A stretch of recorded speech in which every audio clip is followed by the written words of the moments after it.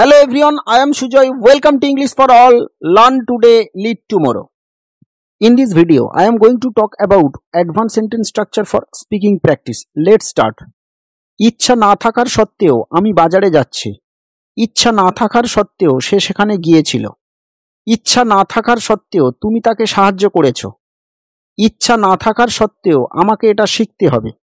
ইচ্ছা না থাকার সত্ত্বেও তাকে সেখানে যেতে হয়েছিল। চলুন আজ আমরা শিখব ইচ্ছা না থাকার সত্ত্বেও এই কথাটি দিয়ে কিভাবে ইংরেজিতে বাক্য গঠন করা হয়। প্রথমে জেনে নিই ইচ্ছা না থাকার সত্ত্বেও এই কথাটির জন্য ব্যবহার করব unwillingly.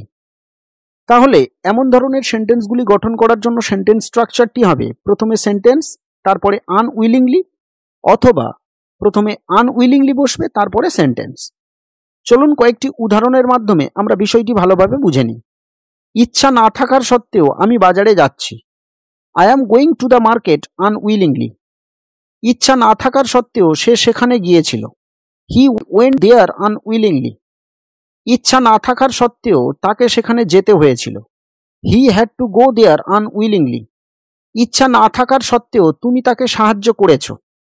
You helped him unwillingly. ইচ্ছা না থাকার সত্ত্বেও আমাকে এটা শিখতে হবে। I will have to learn it unwillingly. ইচ্ছা না থাকার সত্ত্বেও সে স্কুলে গিয়েছিল। He went to school unwillingly. I hope এই সেন্টেন্স স্ট্রাকচারটি আপনাদের সঠিকভাবে বোঝাতে পেরেছি। তাই আপনাদের সেলফ প্র্যাকটিসের জন্য এই সেন্টেন্সটি দিয়েছি, এটি লিখে আমার কমেন্ট বক্সে জানান। চলুন আমরা আরেকটি সেন্টেন্স স্ট্রাকচার সম্পর্কে জেনে নিই। এটা কোনোভাবেই খারাপ নয়। সে কোনোভাবেই আগ্রহী না। তুমি কোনোভাবেই বুদ্ধিমান না। তিনি কোনোভাবেই স্মার্ট না। সে কোনোভাবেই সুন্দর নয়। চলুন আজ আমরা জেনে নিই কোনোভাবেই নয় বা কোনোভাবেই না এই কথাটি দিয়ে কিভাবে ইংরেজিতে বাক্য গঠন করা হয়। প্রথমে জেনে নেব কোনোভাবেই নয় বা কোনোভাবেই না এর জন্য ব্যবহার করব বাই নো মিনস। কয়েকটি উদাহরণ দেখে নিই বাই নো মিনস দিয়ে কিভাবে ইংরেজিতে বাক্য গঠন করা হচ্ছে। তার আগে এই চ্যানেলে নতুন হয়ে থাকলে চ্যানেলটি সাবস্ক্রাইব করুন আর পাশে থাকা বেল নোটিফিকেশনটি অন করুন সবার আগে আপডেট পেতে। এটা কোনোভাবেই খারাপ নয়। It is by no means bad. সে কোনোভাবেই আগ্রহী না। He is by no means interested. তুমি কোনোভাবেই বুদ্ধিমান না। You are by no means intelligent. তিনি কোনোভাবেই স্মার্ট না।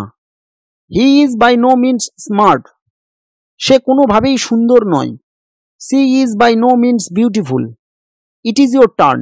আপনাদের সেলফ প্র্যাকটিসের জন্য এই সেন্টেন্সটি দিয়েছি, এটি লিখে আমার কমেন্ট বক্সে জানান। আর ভিডিওটি কেমন লাগলো অবশ্যই কমেন্ট করে জানাতে ভুলবেন না। ভিডিওটি ভালো লাগলে লাইক ও শেয়ার করুন।